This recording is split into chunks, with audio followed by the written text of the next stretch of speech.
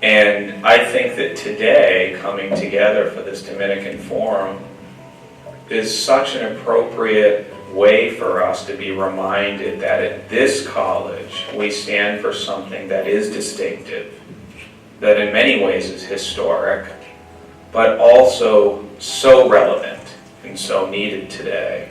A lot of people think Habitat for Humanity just kind of gives someone a house in need.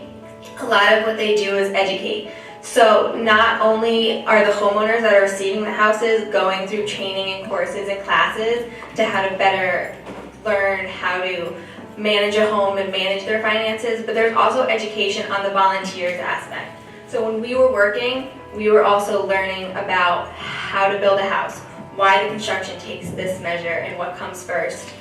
And that's a lot of what Habitat aims to do and provide. You will see on this lower picture, this is Professor Atkins and I, actually at the Xanadu that Sister Ann was discussing earlier. It was the first day of our trip, and it was one of the most beautiful views I've ever seen in my life.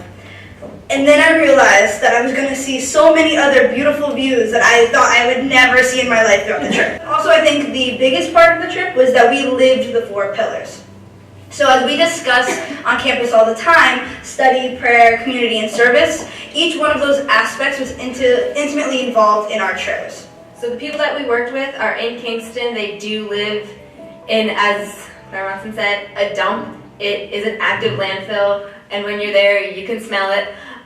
There was garbage trucks coming in and out all day, and it's not something like you'll see it in the pictures, and it's not really something you can explain, and it's not something that pictures can really depict well. It was tragic, and it was heartbreaking to see people living in houses made out of old billboards.